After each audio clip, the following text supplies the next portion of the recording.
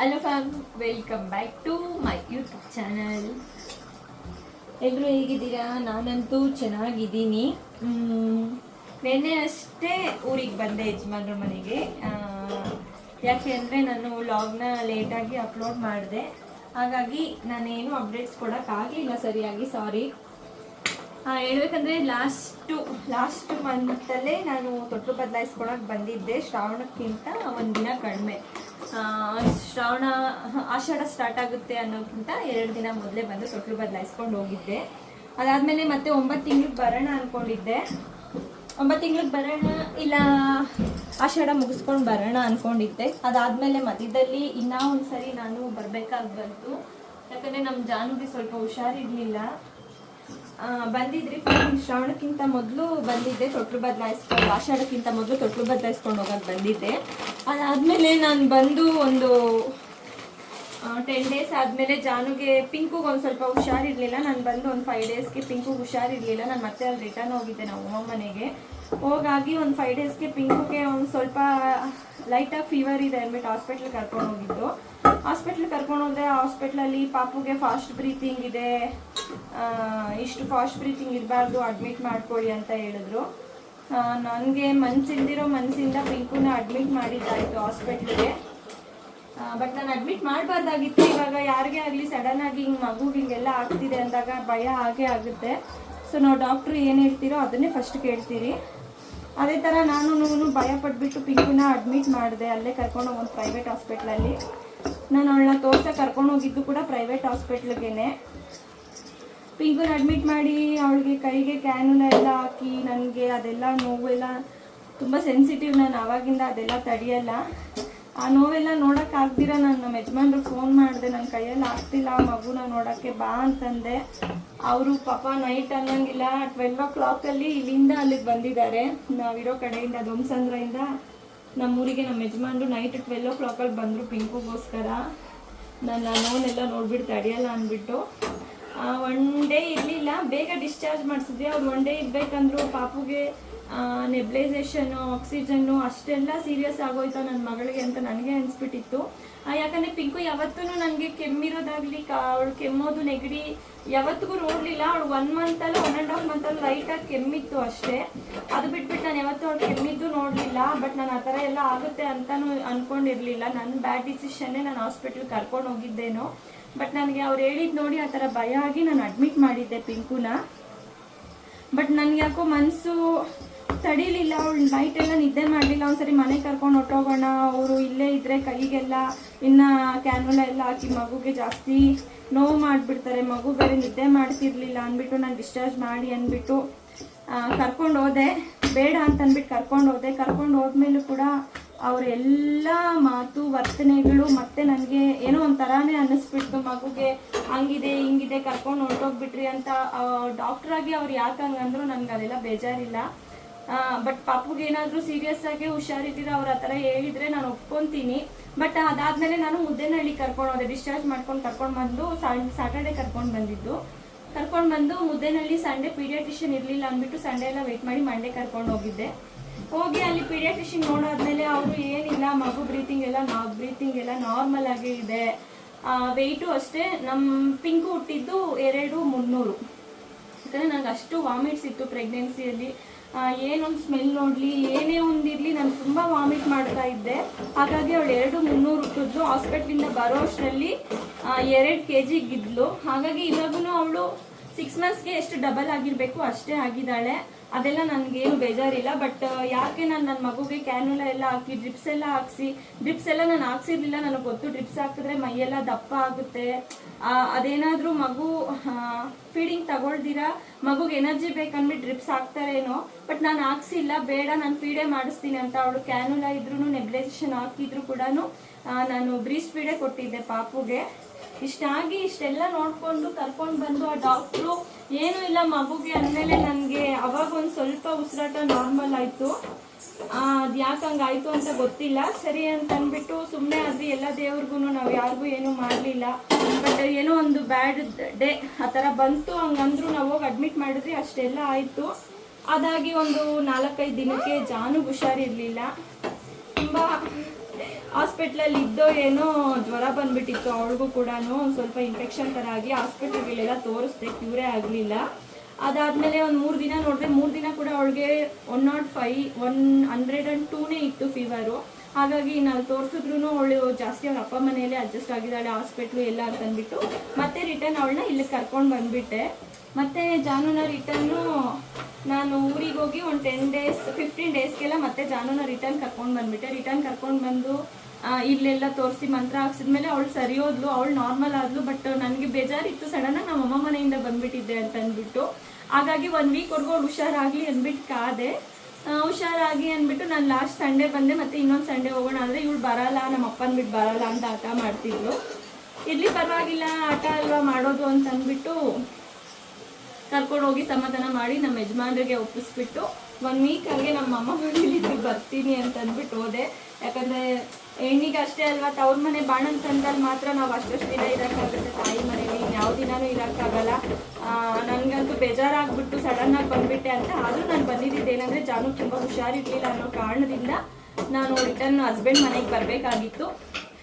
ಈ ಒಂದು 1 month back, ಈ ಜುಲೈಯಿಂದ ಆಗಸ್ಟಲ್ಲಿ ಏನಿದೆ ಇಷ್ಟರಲ್ಲಿ ಇಷ್ಟು ಸರಿ ಓಡಾಡಿದ್ದೀನಿ ನಾನು, ಅಲ್ಲಿಂದ ಇಲ್ಲಿಗೆ ಇಲ್ಲಿಂದ ಅಲ್ಲಿಗೆ. ನನಗೆ ಗೊತ್ತಿಲ್ಲ, ನಾನು ತುಂಬ ವೀಕ್, ನನಗೆ ಟ್ರಾವೆಲ್ ಅಂದ್ರೂ ಇನ್ನೂ ಆಗಲ್ಲ, ಮಗುನೆಲ್ಲ ಇಟ್ಕೊಂಡ್ಬರೋದು ಅಷ್ಟು ಸುಲಭನೇ ಅಲ್ಲ. ಇಷ್ಟಿದ್ರೂ ಕೂಡ ನಾನು ಅಲ್ಲಿಂದ ಬಂದಿದ್ದೆ, ಜಾನುಗೋಸ್ಕರ ಅಲ್ಲಿಂದ ಬಂದಿದ್ದೆ. ಮತ್ತೆ ಜಾನು ಸುಮ್ಮನೆ ಇರು ಚಿನ್ನ,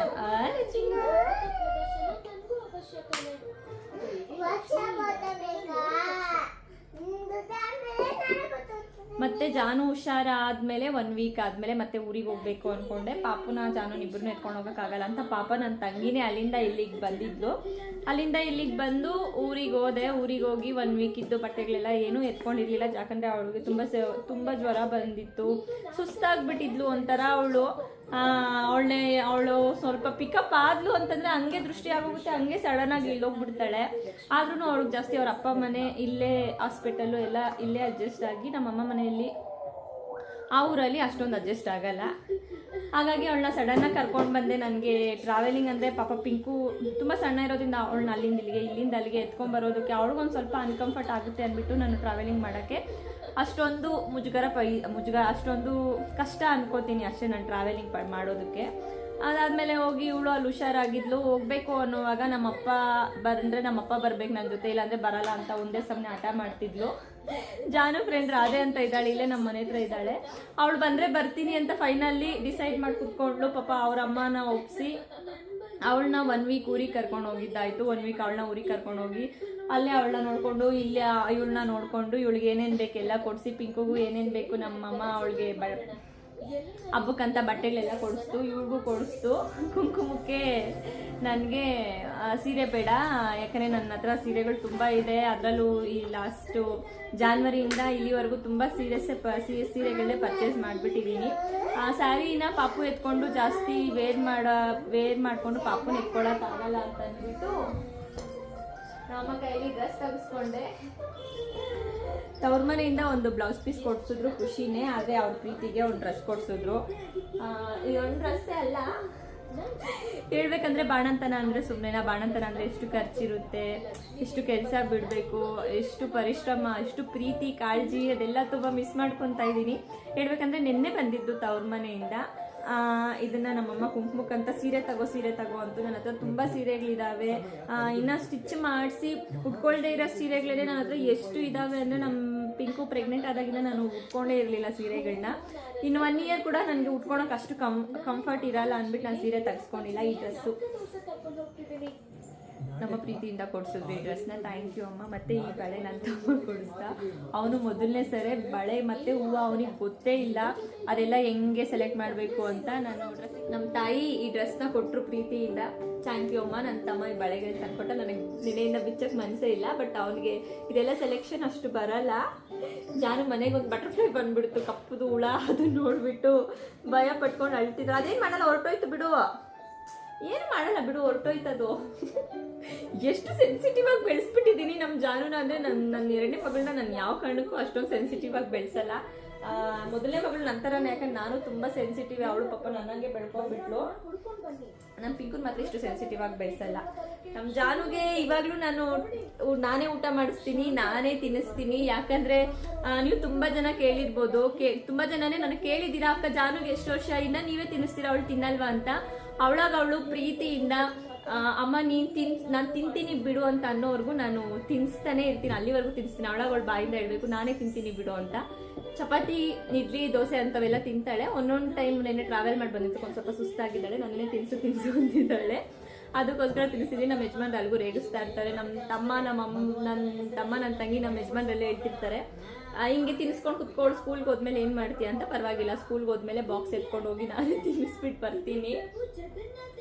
ಅಷ್ಟು ಪ್ರೀತಿ ನನಗೆ. ಮೊದಲನೇ ಮಗಳಲ್ವಾ, ಆ ಪಿಂಕು ಅಂದ್ರೂ ಸೇಮ್ ಇವಳು ಅಷ್ಟೇನೆ, ಅವಳೆಷ್ಟು ನನಗೆ ಇವಳು ಕೂಡ ಅಷ್ಟೇ. ಆದರೆ ಮೊದಲನೇ ಮಗಳಲ್ವಾ, ಒಂದು ಸ್ವಲ್ಪ ಕನೆಕ್ಷನ್ನು, ಅಟ್ಯಾಚ್ಮೆಂಟ್ ಎಲ್ಲ ತುಂಬ ಜಾಸ್ತಿ ಇವಳಿಗೆ ಅಂತಲೇ ಹೇಳ್ಬೋದು. ಅವ್ರಿಗೆ ಹೇಳ್ತಾ ಇರ್ತೀನಿ, ಅವಳು ಸ್ಕೂಲಿಗೆ ಹೋದರೆ ನಾನೇ ಹೋಗ್ಬಿಟ್ಟು ಅವಳಿಗೆ ತಿನ್ನಿಸ್ಬಿಟ್ಟು ಕರ್ಕೊಂಡ್ಬರ್ತೀನಿ ಅಂತ.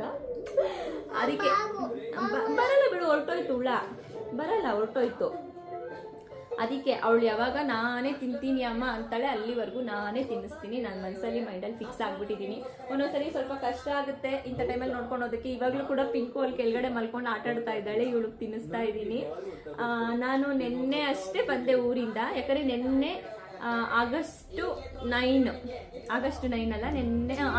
9 ನಿನ್ನೆ ನಮ್ಮ ಪಿಂಕುಗೆ ನಿನ್ನೆ 5 months ಕಂಪ್ಲೀಟ್ ಆಗಿ 6ಗೆ ಬಿದ್ದಿದೆ. ಕಾರಣಾಂತರಗಳಿಂದ ಬೇಗ ಬರಬೇಕಾಗಿ ಬರ್ತಾ ಇರಲಿಲ್ಲ. 9 ತಿಂಗಳಿಗೆ ಬರ್ತಾ ಇದ್ದೆ.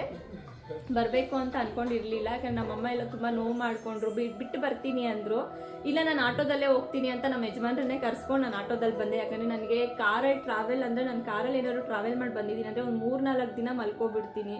ನನಗೆ ಅಷ್ಟು ಹುಷಾರಿಲ್ದಿರ ಆಗೋಗುತ್ತೆ. ಮತ್ತು ಪಿಂಕುನೆಲ್ಲ ಕಾರಲ್ಲಿ ನನಗೆ ಅಷ್ಟು ಕಂಫರ್ಟ್ ಅನಿಸಲ್ಲ ಕರ್ಕೊಂಬರೋದಕ್ಕೆ. ಅವಳು ಕಂಫರ್ಟು, ಬಟ್ ನನಗೆ ಕಂಫರ್ಟ್ ಅನಿಸಲ್ಲ. ಹಾಗಾಗಿ ನನ್ನ ನಮ್ಮ ಯಜಮಾನ್ರನ್ನ ಒಂದಿನ ಮೊದಲೇ ಕರ್ಸ್ಕೊಂಡು ಆಟೋದಲ್ಲಿ ನಿನ್ನೆ ಅಷ್ಟೇ ಬಂದೆ ಇಲ್ಲಿಗೆ. ಬಂದಿದ್ದ ರೀಸನ್ ಏನು ಅಂದರೆ ಸರ್ಪ್ರೈಸ್ ಏನು ಅಂತಂದರೆ, ಸರ್ಪ್ರೈಸ್ ಏನೂ ಅಲ್ಲ, ಬಟ್ ಏನೋ ಒಂದು ಹೊಸ ನಿರ್ಧಾರ, ಹೊಸ ಬದಲಾವಣೆ ಎಲ್ಲ ಒಳ್ಳೇದಾಗಲಿ ಅಂತ ನಾವು ಅಂದ್ಕೊಂಡಿದ್ದೀವಿ. ಅದು ಕಾರಣಾಂತರಗಳಿಂದ ಆಗ್ತಾ ಇದೆ. ಹೋಗಲೇಬೇಕು, ಮಾಡಲೇಬೇಕು ಅನ್ನೋದು ಏನೂ ಇಲ್ಲ. ಬಟ್ ಏನೋ ಹೇಳ್ಕೊಳ್ದೇ ಇರೋವಂಥ ಪರಿಸ್ಥಿತಿ, ಹೇಳ್ಕೊಳ್ದೇ ಇರೋವಂಥ ಕಾರಣಗಳಿಂದ ಒಂದು ಬೇರೆ ಬದಲಾವಣೆನೇ ತಗೊತಾ ಇದ್ದೀನಿ ಅಂತ ಅಂದ್ಕೊಂಡಿದ್ದೀನಿ. ಆ ಬದಲಾವಣೆ ಏನಿರುತ್ತೆ ಅಂತ ಅಂದ್ಬಿಟ್ಟು ನೀವೇನಾದರೂ ಗೆಸ್ ಮಾಡಿದ್ರೆ ಕೆಳಗಡೆ ಕಾಮೆಂಟ್ ಬಾಕ್ಸಲ್ಲಿ ಹೇಳಿ. ಏನು ಬದಲಾವಣೆ ಇರ್ಬೋದು, ಯಾವ ಕಾರಣಕ್ಕೆ ನಾನು ತಾಯಿ ಮನೆಯಿಂದ 6 ತಿಂಗಳಿಗೇನೆ ಬಂದೆ ಗಂಡನ ಮನೆಗೆ ಅಂತ ನಿಮ್ಗೇನಾದರೂ ಕೊಟ್ಟಿದ್ರೆ ಕೆಳಗಡೆ ಕಾಮೆಂಟ್ ಬಾಕ್ಸಲ್ಲಿ ಕಾಮೆಂಟ್ ಮಾಡಿ ಹೇಳಿ. ನಮ್ಮಮ್ಮ ಅಂತೂ ತುಂಬಾ ಅಳ್ತಾ ಇತ್ತು ಅಲ್ಲಿಂದ ಇಲ್ಲಿ ಕಳ್ಸೋಕ್ಕೆ. ಯಾಕಂದರೆ ಇಬ್ಬರು ಮಕ್ಕಳನ್ನ ನೋಡಿಕೊಂಡು ಹೆಂಗಿರ್ತಾಳೋ ಅಲ್ಲಿ ಅನ್ನೋ ಬೇಜಾರು ನಮ್ಮಮ್ಮಗೆ. ನನಗೂ ಅಳು ಬಂತು, ಆದರೆ ಅಲ್ಲಿಂದ ಬರೋವಾಗ ಹತ್ತಿಲ್ಲ. ಮನೆಗೆ ಬಂದು ಒಂದು ನೈಟ್ ಮಲಗೋವರೆಗೂ ತುಂಬಾ ಹತ್ತಿದ್ದೀನಿ. ನಮ್ಮ ಯಜಮಾನ್ರಿಗೆ ಗೊತ್ತು ನಾನು ಎಷ್ಟು ಹತ್ತಿದ್ದೀನಿ ಅಂತ. ಅದೇ ಹೇಳ್ಬೇಕಂದ್ರೆ ಇಷ್ಟು ದಿನ ಒಂದಾಯಿತು, ಇಷ್ಟು ದಿನ ಒಂಥರ ನಡೀತು, ಇನ್ಮೇಲೆ ಬೇರೆ ಥರ ಅಂತಲೇ ಹೇಳ್ಬೋದು. ಪರಿಸ್ಥಿತಿಗಳು ಇನ್ಮೇಲೂ ಇದೇ ಥರ ಇರಲ್ಲ. ಒಂದು ಸ್ವಲ್ಪ ಬದಲಾವಣೆ ಅಷ್ಟೇ ಜೀವನದಲ್ಲಿ, ಒಂದು ಹೊಸ ಬದಲಾವಣೆ, ಒಂದು ಸ್ವಲ್ಪ ಪರಿಸ್ಥಿತಿಗಳ ಬದಲಾವಣೆ. ಕಷ್ಟ ಆದ್ರೂ ಬೇರೆ ದಾರಿ ಇಲ್ಲ ಅಂದ್ಕೊಂಡು ಸುಮ್ಮನೆ ಇದ್ದೀನಿ. ಬಟ್ ನಮ್ಮಮ್ಮಗೆ ಅದೊಂದು ಬೇಜಾರು, ಮಕ್ಕಳನ್ನ ನೋಡ್ಕೊಳೋಕೆ ತುಂಬ ಕಷ್ಟ ಆಗುತ್ತೆ ಅಂತ. ನನಗೇನು ಬೇಜಾರಿಲ್ಲ, ಕಷ್ಟ ಆಗುತ್ತೆ ಮಕ್ಕಳನ್ನ ನೋಡ್ಕೊಳೋದಕ್ಕೆ. ಕಷ್ಟ ಅಂತಂದರೆ ಕಷ್ಟ ಆಗುತ್ತೆ. ಅದು ಬಿಟ್ಟು ನಮ್ಮ ಮಕ್ಕಳೇ ನಮ್ಮ ಲೋಕ, ನನ್ನ ಮಕ್ಕಳೇ ನಮಗೆಲ್ಲ ಅಂತ ಅಂದ್ಕೊಂಡ್ರೆ ಕಷ್ಟ ಆಗಲ್ಲ. ಬಟ್ಟು ನಾನು ತಾಯಿಯಾಗಿ ನಾನು ಒಂದು ಸ್ವಲ್ಪ ಸ್ಟ್ರಾಂಗ್ ಆಗಿ ನನ್ನ ಮಕ್ಕಳನ್ನ ನೋಡ್ಕೋಬೇಕು ಅಂತ ಫಿಕ್ಸ್ ಆಗಿಬಿಟ್ಟಿದ್ದೀನಿ. ಈ ವಾರದಲ್ಲೇ ನೋಡಬೇಕು ದೇವರು ಎಲ್ಲಿಂದ ಎಲ್ಲಿಗೆ ಕರ್ಕೊಂಡು ಹೋಗ್ತಿದ್ದಾನೆ ಅಂತ ಗೊತ್ತಿಲ್ಲ. ಎಲ್ಲಿಗೆ ಕರ್ಕೊಂಡೋಗಿ ಇನ್ನು ಎಷ್ಟು ಪರೀಕ್ಷೆಗಳು ಮಾಡ್ತಾನೆ, ಇನ್ನು ಎಷ್ಟು ಕಾಯಿಸ್ತಾನೆ ನಮ್ಮನ್ನು ಅಂದ್ಬಿಟ್ಟು ನೋಡ್ತಾ ಇದ್ದೀರಿ. ಏನೇ ಆಗಲಿ ಇಲ್ಲ ದೇವ್ರಿಗೆ ಬಿಟ್ಟಿದ್ದೀರಿ, ದೇವ್ರ ಮೇಲೆ ನಂಬಿಕೆ ಇಟ್ಟಿದ್ದೀರಿ, ಎಲ್ಲ ಒಳ್ಳೆಯದೇ ಆಗುತ್ತೆ ಅಂತ ನಾನು ಅಂದ್ಕೊಂಡಿದ್ದೀನಿ. ಏನು ಹೊಸ ಬದಲಾವಣೆ ಅನ್ನೋದನ್ನು ಕಾಮೆಂಟಲ್ಲಿ ಹೇಳಿ. ನಿನ್ನೆ ಬಂದಿರೋ ಲಾಗ್ನ ನಾನು ನೆಕ್ಸ್ಟ್ ಈ ಲಾಗ್ ಅಪ್ಲೋಡ್ ಮಾಡಿ ಒಂದು 2 ಡೇಸ್ಗೆ ಅಪ್ಲೋಡ್ ಮಾಡ್ತೀನಿ. ಇನ್ನೂ ನನ್ನ ಚಾನಲ್ನ ಯಾರ್ಯಾರು ಸಬ್ಸ್ಕ್ರೈಬ್ ಮಾಡ್ಕೊಂಡಿಲ್ಲ ಪ್ಲೀಸ್ ಸಬ್ಸ್ಕ್ರೈಬ್ ಮಾಡ್ಕೊಳ್ಳಿ. ಹಾಗೆ ನಿಮಗೆ ಯಾವ ರಿಲೇಟೆಡ್ ವಿಡಿಯೋ ಬೇಕು ಅಂತ ಅಂದ್ಬಿಟ್ಟು ಇನ್ನು ಮುಂದೆಗೆ ಈ ವೀಕ್ ಆದಮೇಲೆ ಈ ಹಬ್ಬ ವರಮಹಾಲಕ್ಷ್ಮಿ ಹಬ್ಬ ಹತ್ತತ್ರಕ್ಕೆ ಆದಷ್ಟು daily mini vlog, lengthy vlog, day by day lengthy vlog upload ಮಾಡೋಕ್ಕೆ ಟ್ರೈ ಮಾಡ್ತೀನಿ. ಮಾಡ್ತೀನಿ. ನಾನು ಲಾಗ್ ಹಾಕಬೇಕು ಅಂದರೆ ನಿಮ್ಮೆಲ್ಲರೂ ಪ್ರೀತಿ ನನಗೆ ಸಿಗಬೇಕು. ನಾನು ಲಾಗ್ ನೋಡಿದ ತಕ್ಷಣ ನನಗೆ ಇನ್ನೊಂದ್ಸರಿ ನಾನು ಲಾಗ್ ಮಾಡಬೇಕು ಅಂತ ಅನಿಸಿದ್ರೆ ನಿಮ್ಮ ಕಾಮೆಂಟು, ನಿಮ್ಮ ಲೈಕ್ಸು, ನಿಮ್ಮ ವ್ಯೂವ್ಸಿಂದಾನೇ ಆಗಿರುತ್ತೆ. ತುಂಬ ಜನ ವಾಟ್ಸಪ್ಪಲ್ಲಿ ಬಂದು ಮೆಸೇಜ್ ಆಗ್ತೀರಾ, ಅಕ್ಕ ಲಾಗ್ ನೋಡಿದೆ ನನಗೆ ತುಂಬ ಖುಷಿ ಆಯಿತು, ಕಾಯ್ತಾ ಇರ್ತೀನಿ ನಿಮ್ಮ ಲಾಗ್ಗೆ ಅಂತ. ಬಟ್ ಇಬ್ಬರು ಮಕ್ಕಳನ್ನ ಇಟ್ಕೊಂಡು ಸುಧಾರಿಸೋದು ಒಂದು ಸ್ವಲ್ಪ ಕಷ್ಟ. ಲಾಗ್ಸ್ ಮಾಡೋದು, ಎಡಿಟ್ ಮಾಡೋದು ಕಷ್ಟ. ಜಾನುಗೆ ಇಬ್ರಿಗೂ ಹುಷಾರಿಲ್ದಿರ ನನ್ನ ಮತ್ತೆ ಮನೆಯಿಂದ ಇಲ್ಲಿಗೆ ಬರೋ ಕಾರಣದಿಂದ ಜಾನುನ ಅಪ್ಪನ ಮನೆಗೆ ಮೊದಲ ಹೆಜ್ಜೆ ಲಾಗ್ನ ಲೇಟಾಗಿ ಅಪ್ಲೋಡ್ ಮಾಡಬೇಕಾಗಿ ಬಂತು. ಸಾರಿ ಅದಕ್ಕೆ. ನಿಮ್ಮ ಸಪೋರ್ಟು ಇನ್ನೂ ಯಾರೇ ನನ್ನ ಚಾನಲ್ನ ಸಬ್ಸ್ಕ್ರೈಬ್ ಮಾಡ್ಕೊಂಡಿಲ್ಲ, ಹೀಗೆ ಸಬ್ಸ್ಕ್ರೈಬ್ ಮಾಡ್ಕೊಳ್ಳಿ. ಇನ್ನೊಂದು 15 ಡೇಸ್ ಆದಮೇಲೆ ಡೈಲಿ ಲಾಗ್ ಅಪ್ಲೋಡ್ ಮಾಡ್ತೀನಿ. ಡೈಲಿ ಮಿನಿ ಲಾಗ್ ಅಪ್ಲೋಡ್ ಮಾಡ್ತೀನಿ. ಲೆಂತಿ ಲಾಗ್ನ ಡೇ ಬೈ ಡೇ ಮಾಡಿ ನಿಮ್ಮೆಲ್ರಿಗೋಸ್ಕರ ಅಪ್ಲೋಡ್ ಮಾಡೋಕ್ಕೆ ನಾನು ಆದಷ್ಟು ಪ್ರಯತ್ನ ಪಡ್ತೀನಿ. ನಿಮ್ಮೆಲ್ಲರ ಪ್ರೀತಿ ಸಪೋರ್ಟು ನಮ್ಮ ಫ್ಯಾಮಿಲಿ ಮೇಲೆ, ನನ್ನವರೆಲ್ಲರ ಮೇಲೂ ಇದೇ ಇರಲಿ ಅಂತ ನಾನು ಕೇಳ್ಕೊತೀನಿ. ಈ ಲಾಗ್ ಇಷ್ಟ ಆಗಿದ್ದರೆ ಪ್ಲೀಸ್ ಈಗಲೇ ಲೈಕ್ ಮಾಡಿ, ಶೇರ್ ಮಾಡಿ, ಹಾಗೆ ನನ್ನ ಚಾನಲ್ನ ಸಬ್ಸ್ಕ್ರೈಬ್ ಮಾಡ್ಕೊಳ್ಳಿ. ನೆನ್ನೆದು ನಮ್ಮ ಯಜಮಾನ್ರ ಮನೆಗೆ ನಾನು ಬಂದಿದ್ದು, ತಾಯಿ ಮನೆಯಿಂದ ಬಾಣತನ ಮುಗಿಸ್ಕೊಂಡು ಇಲ್ಲಿಗೆ ಬಂದಿರೋ ಲಾಗ್ನ ನೆಕ್ಸ್ಟ್ ಲಾಗಲ್ಲಿ ಅಪ್ಲೋಡ್ ಮಾಡ್ತೀನಿ. Thank you.